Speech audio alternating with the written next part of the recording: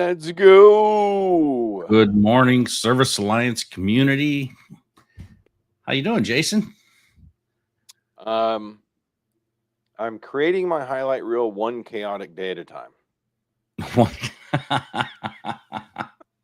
I love it. How about yourself? Aren't we all? Sometimes I feel like I need a cameraman just to follow me around. Just ask me questions all day. I tell you, when I was doing electrical work, I had several people be like, man, you need to have your own reality show and have people follow you around, getting up in the attic and crawl spaces and all the weird stuff you come across. Should have took them up on that. I could have been, Mike Holmes 2.0. Yeah, right.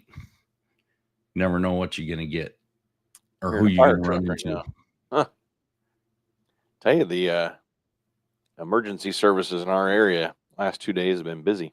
Yesterday morning about this time, saw a bunch of ambulances. I guess there's a bad wreck. Now I'm hearing a fire truck. Everybody's okay. Same around here. Yeah. All right. Today we're talking about your team doesn't care about your goals until you tie them to your paycheck, to their paychecks. Yeah. So let's talk about some goals. Yeah. I mean, let's be honest. Most people think that sharing their goals is leadership. They get the team together, they throw a big number on the whiteboard and expect everybody to get fired up. But I think here's the problem. So we got our quarterly meeting today. So this is fresh on the brain. Your team doesn't care about your freedom, your revenue goals, or that dream vacation that you're wanting. They don't. They care about their paycheck. They care about their schedule, and they care about their stress level. So if your goals don't connect to their wallet, I'd say don't expect them to connect emotionally either. That's exactly. I may be on a tangent this morning about this, but it's just kind of how I feel. I mean, it's true. I mean, it's hard to manage a team that doesn't buy in to what the vision is, right? I feel we've got a good team. We've got our core people at the business. Heather's been with us, gosh, almost since the very beginning. She's been with us since 2019. So what, 6 years? Ashley's been with us over 4 years. We got a couple of that hit over 1 year. And then you get some of those that are just the revolving door. It's the paycheck. So we got a few who are here because of, I want to say safety and security is important to them. And so for them, they see this as a job that they're secure in and that they really enjoy being part of. And then you got the revolving door people that it doesn't matter if they're here, if they're Starbucks or wherever else, it's just a paycheck to them. And those are the people that don't really fit our culture, in my opinion, and they don't last long. And we're okay with that because I think it's better to weed out those type of people quick than have them stick around and be that, what is it, where it just creates lack of better words, cancer, right? So yeah. It's I think it's gonna be a good episode. It's really important, like you said, to weed those people out in the beginning. Yeah. It's so worth spending the extra time to go the extra mile and learn that up front. Yeah. So you can dodge a bullet later.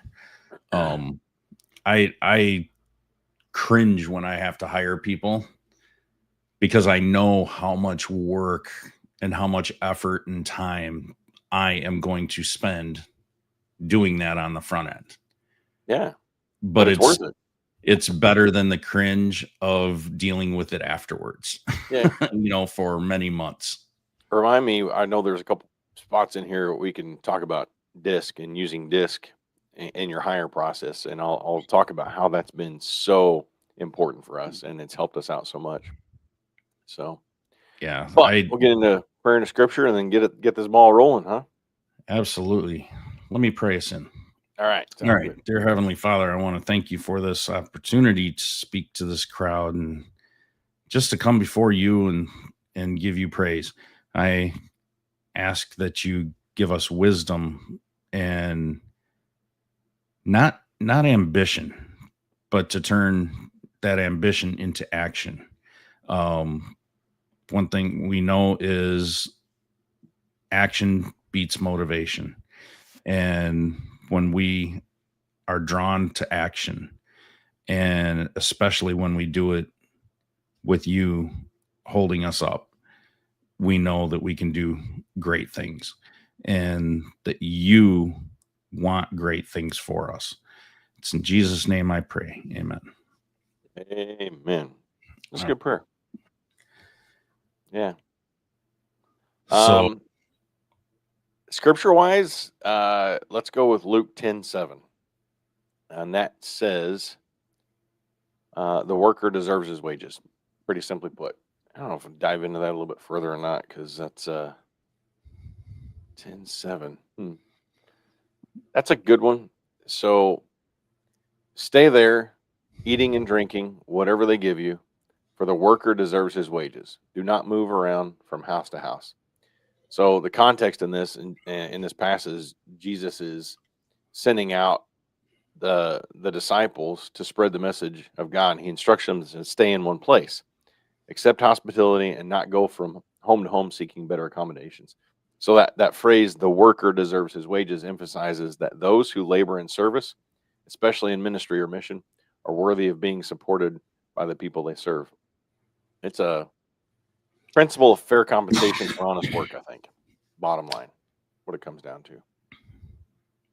Yeah. absolutely. I think people don't rise to your goals, they rise to your incentives. And you can cast a vision all day, but vision without structure just becomes noise. So just going back to that, if your goals don't hit their paycheck, their motivation won't hit your expectations. Yeah. So let's look at how this affects a lot of techs out there. We see techs doing the minimum because they don't see an upside. How many of you left a job because you didn't see an upside? That's how Yeah. most business owners start their own business, right? Yep. Because you left a job because there was not enough incentive, or you couldn't stand the management.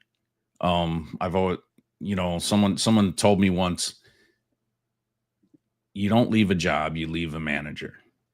Okay. And if the management isn't creating incentives, there's not going to be any reason to continue working hard, so they just do the minimum. Yeah. But then you hustle harder, but the team doesn't follow. Yeah. You're putting in a lot of hours in the day. Yeah. Versus them. I mean, a lot of them, I've got some people show up early and they work a little late, and those are the ones that are more in management role.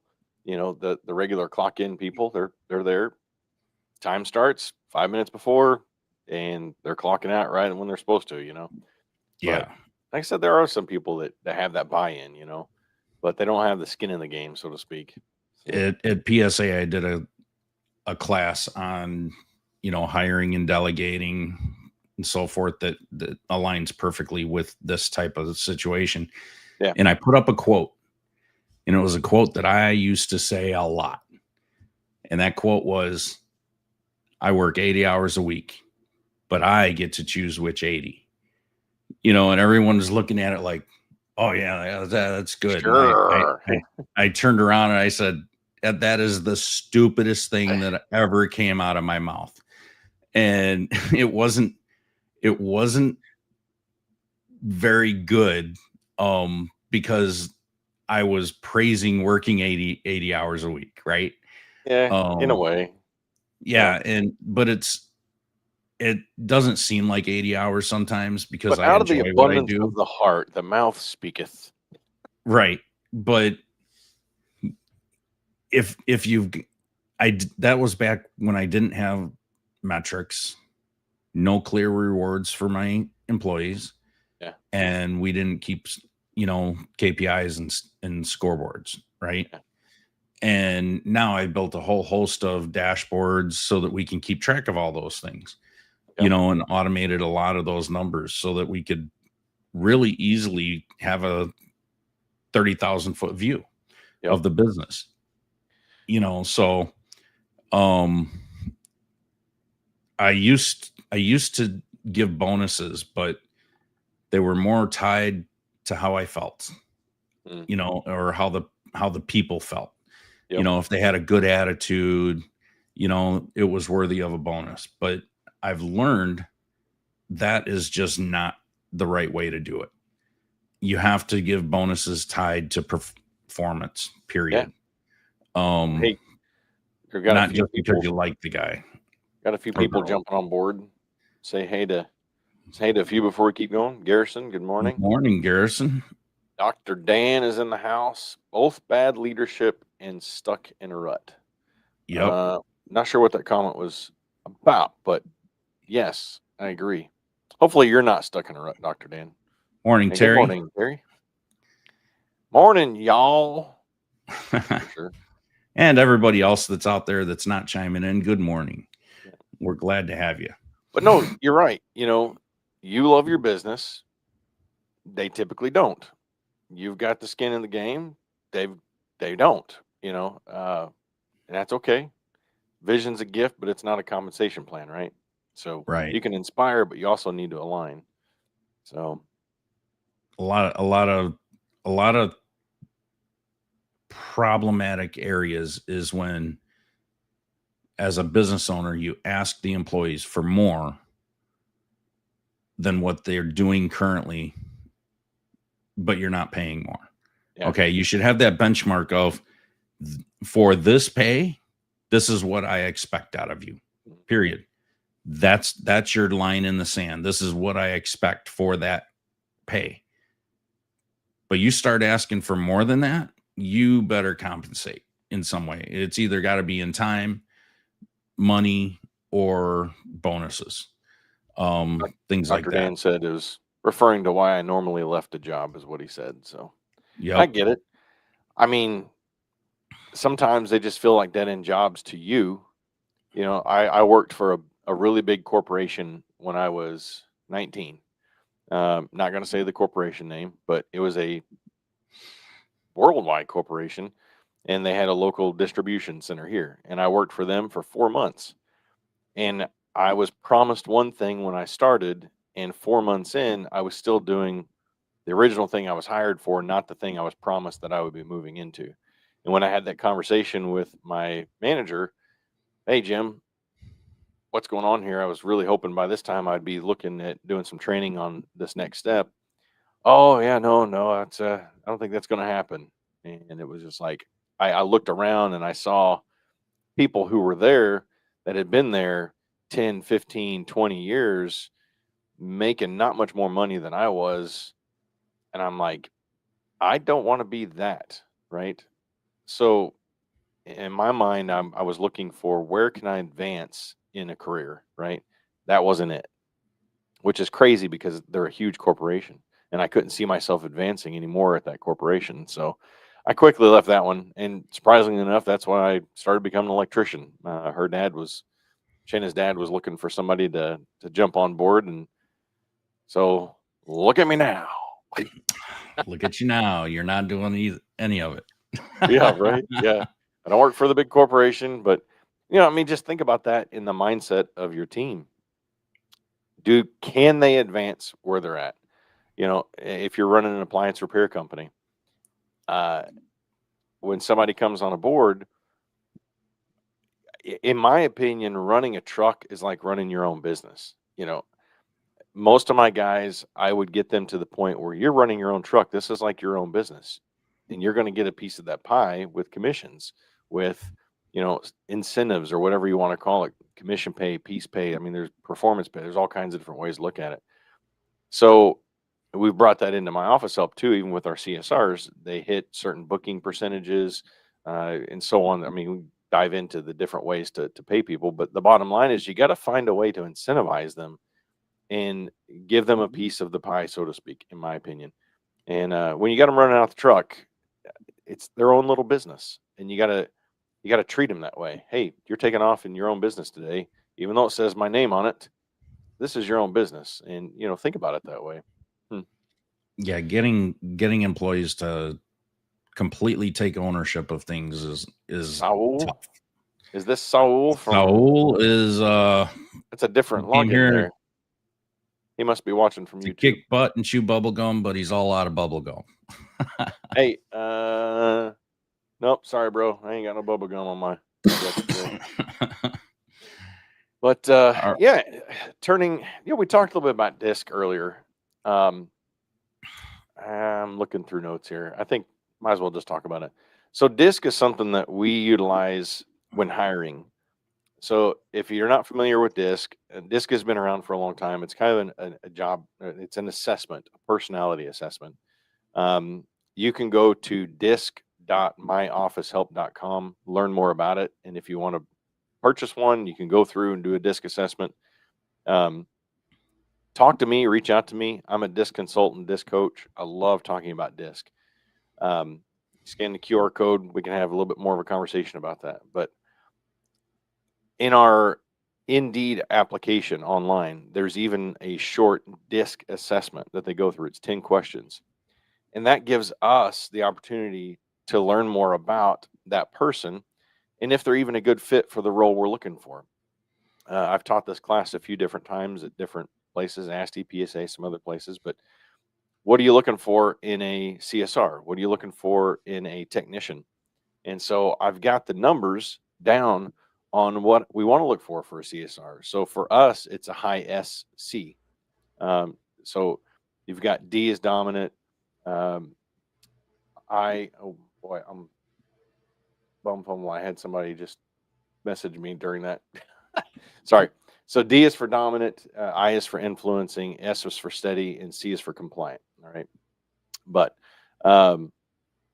so we tend to look for somebody who is a high S and C. So high steady, they like safety, security, they like, they really care about their family, their surroundings.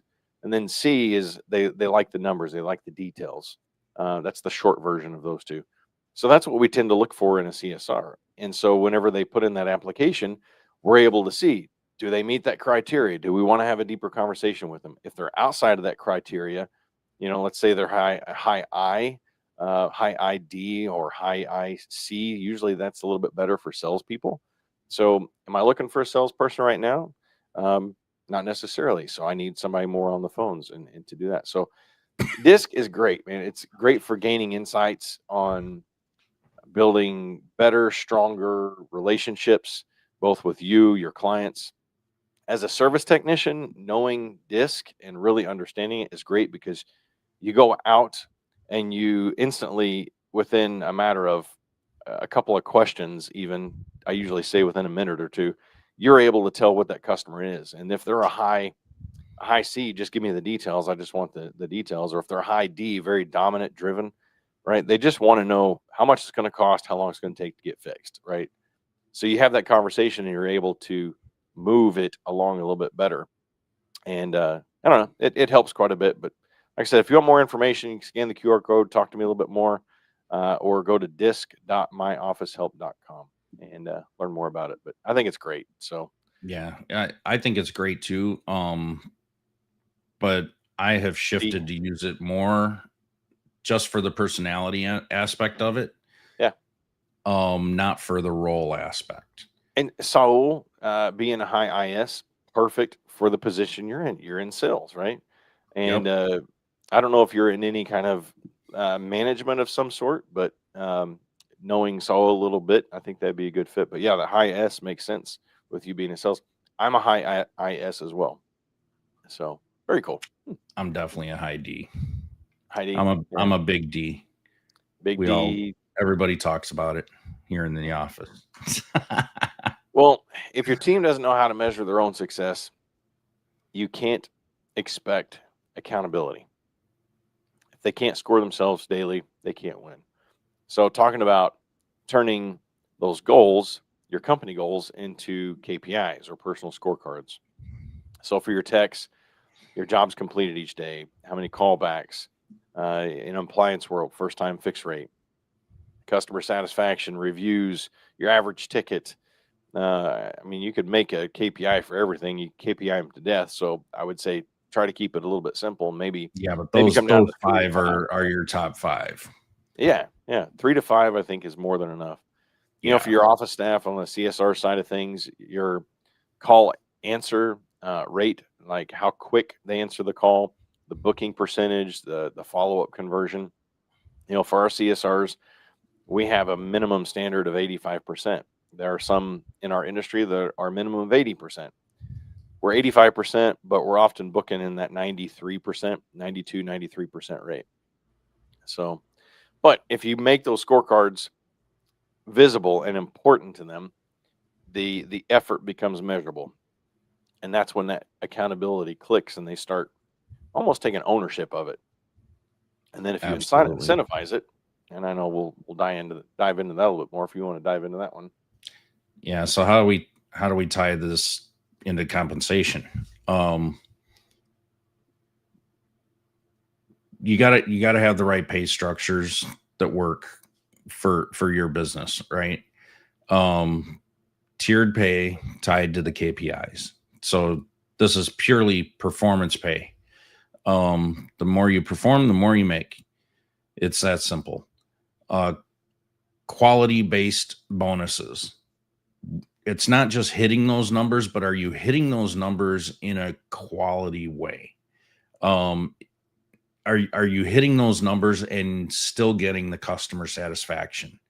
That's the balance that you've got to get, right? Yeah. You can hit KPIs all day long, but are you doing it at the customer satisfaction expense for the company? So quality-based bonuses is huge. Make sure you find that balance there. Your first time complete bonuses, you could tie that directly to one KPI. You can have monthly performance scorecards with the thresholds. It's super simple. Hit the numbers, you earn more. You miss the numbers, you earn your normal base pay.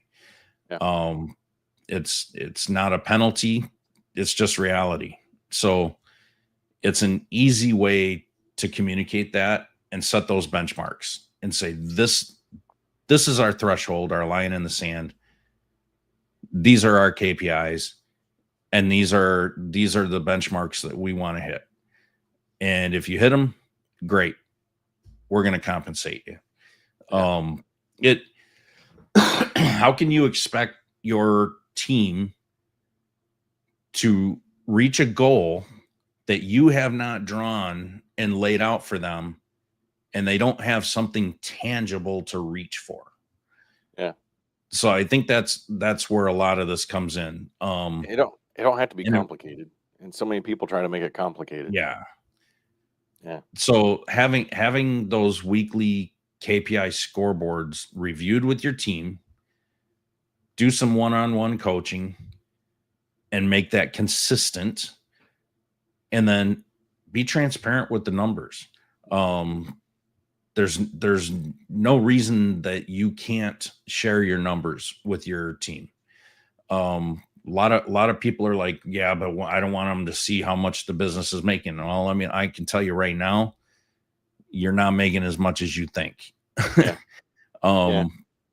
The more that you make, the more they should be making as well, right? So that's why it's called a team, because the entire team needs to be moving in the same direction as each other. So otherwise it just creates a lot of tension. Yeah, for sure. So given the fact that now you start sharing, you start moving in the right direction, in the same direction, and you're all starting to win. Maybe it took you a while to get there, but 90% of all the problems in business come down to communication with your team. I've experienced this for decades. I've seen it time and time again.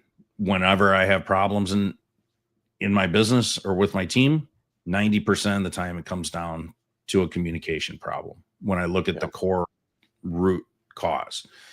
And once you communicate everything clearly, succinctly, and everybody understands everything clearly, Now what do you do? Yeah. So you got to celebrate the wins and fix issues quietly. So public praise reinforces behavior, but private accountability corrects performance without humiliation. So incentives plus recognition are going to equal momentum. So now, what's next, Jason? So I don't know. I had somebody ask me a question privately about the disc stuff. So I was reading that for a second. I apologize. Uh, Celebrating the wins, loudly, and then fix those issues quietly. So culture isn't built on pep talks; it's built on consistency. And public praise builds your culture, and private correction protects it. And I think that's how you create momentum. People know what wins look like, and they see you celebrating them.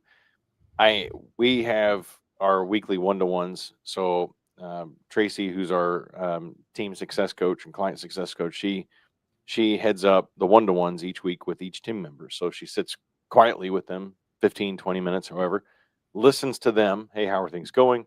And then, then talks about, okay, here's what some things that we need to work on.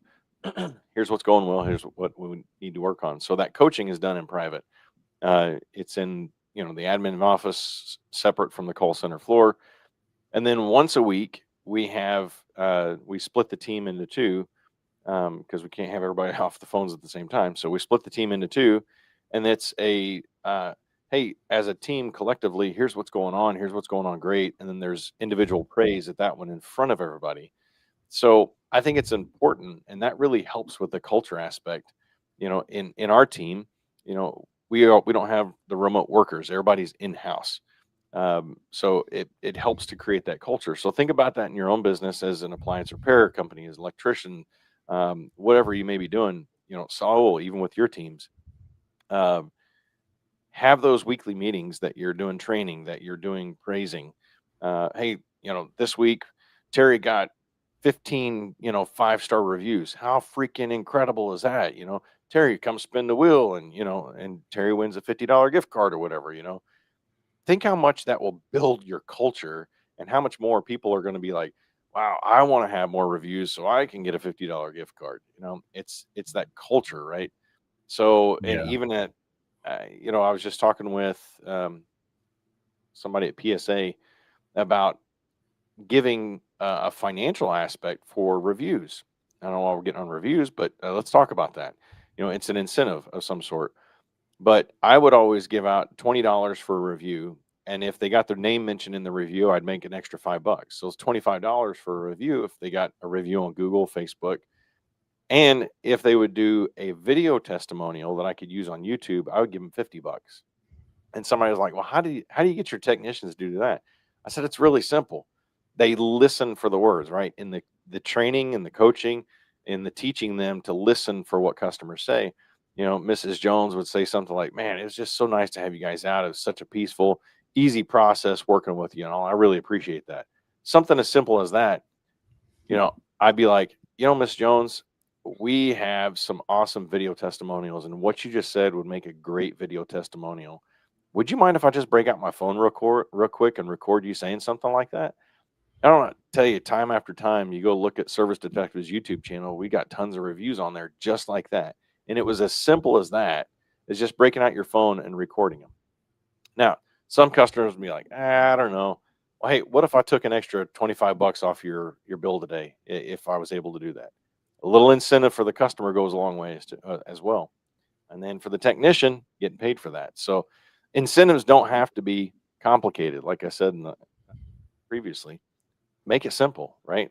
At one point when we were incorporating incentives and different things, we had different amounts based on what they were doing. Like surge protection was a big deal, and I believe every home should have surge protection. So we incentivize that, and so they would have that conversation. Now, there's a fine line between just being a creepy salesman and really making sure that what they need is what they need. And so that comes in the teaching and the training your techs. So I would never push something on somebody that I didn't feel like they needed it, and I wouldn't put something in somebody's home that I wouldn't put in my own home. So think about that when you're training your techs as well. So Let's talk about this one. Could you be putting in place unattainable goals and causing more frustration with your employees? heck I yeah. would say put in place fair goals that both parties can benefit from. Yep. Yeah, 100% things can get frustrating. Yeah. It's got to win for you and it's got to win for them. Um, it can't be one-sided where I got to be careful there. There's a lot of companies that do profit sharing. Win Electric, great example. If you're part of the Win family, you purchase your plies from Win Nelson, Win Electric, Win Wholesale, all that. They're all profit sharing. Every one of their employees owns a piece of the business, and at the end of the year, they each get a nice big check if they've done really well. And that's the one thing I liked about working with Win Electric is that I knew at the end of the year, if they did good, John, who's my good friend, he's going to be getting a nice check, right? And that was like a nice little bonus for them. And some years it was really good. So everybody's got to win when it comes to that. So yeah, I agree, Saul. Yeah. So let's talk about some action steps before we wrap up. This week, define 3 tech KPIs and 2 office KPIs. Create simple weekly scorecards. Introduce a tiered incentive plan. Hold a 15-minute Monday goal meeting. Real simple.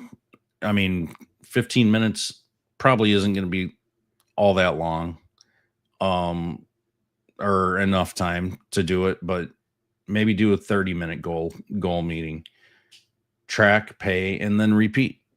It's set your goals, use SMART goals, set your goals for your KPIs, and make sure they're attainable. Make sure they're within reach, because if you can never reach them, it's just going to be defeating for everyone involved, from top to bottom. And it's just going to cause animosity within the team. So make sure that everything is attainable and you can move and shift as needed. One thing, let's see, let me pop up what you just put up. Well, I'm going to throw this out there. Everybody wants to check out Disc, and you want to, I put a discount on there. So if you go to You put a disc.myofficehelp.com, discount? disc, yeah, disc.myofficehelp.com, and disc MOH25 for 25% discount. It's only $50, even at normal price, so it's very inexpensive. Some of these disc assessments can be upwards of $200-300. I know I'm with another organization. We charge almost $300 for it. It's more in depth. This is a real simple one. It's the same one we use for WinWire. So if you want to check it out, yeah, I'd love to get some of you guys feedback Yeah, from and it. if you've got a team already, you don't need to use Disc only for evaluating, potential hires, right?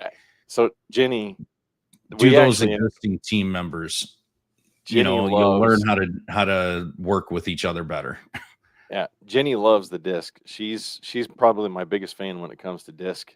When we got all this set up, and we ended up setting up an affiliate for her own setup. I mean, that's how many disc people she sends over for us. So, yeah, if you want to learn more about it, I think it's a great tool when hiring. When hiring for your own personality, like literally, if you ever come to our office, you're more than welcome to come to our office in Energy. Everybody at our office has their disc score. And so it helps with communicating, right? I can walk up to one person and see she's a high D and be like, all right, I know how to communicate with her. I got to be short, brief, to the point. Walk over to the next person, they're a high S. Okay, I got to be careful what they say, because what I could say could come off really harsh, right? And they could just stop and drop and cry. So it really helps with communicating with people. Yeah. I'm gonna throw something else out here real quick. Saul says they say 3 out of 2 people are bad at fractions. If you want another resource, this one I think is a little better for dealing with hiring than Disc. DISC is a personality assessment.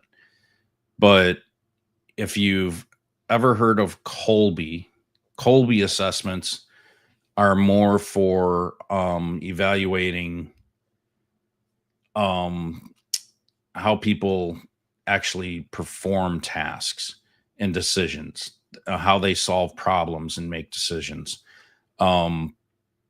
So other than, DISC is more the personality and feelings and how they react to different people, things like that. Colby is a little bit more of the nuts and bolts of problem solving and decision making.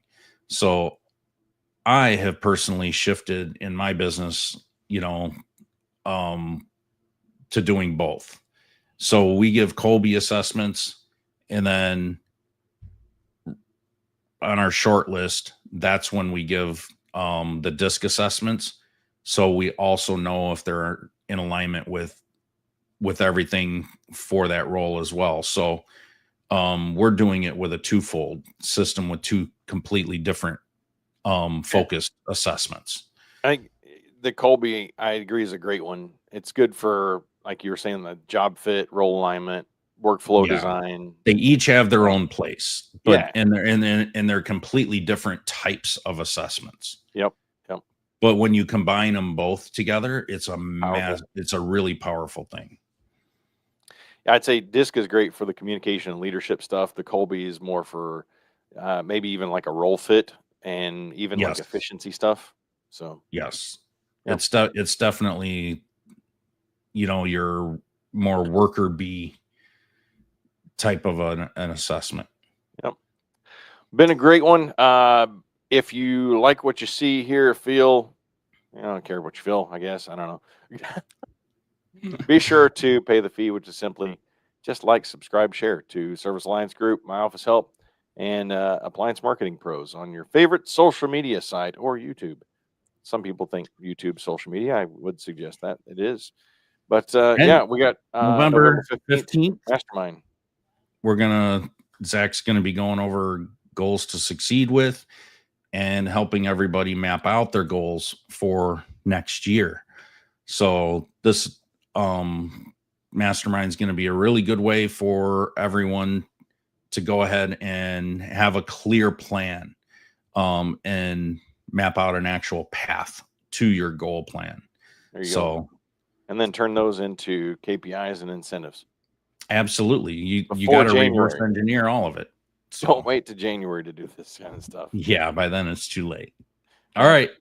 We'll see you all next week. Make it a great day. Have a good one. Thanks for tuning in to the Morning Grind podcast by Service Alliance Group. Subscribe to our channel and make sure you visit our website at servicealliancegroup.com for appliance repair business resources.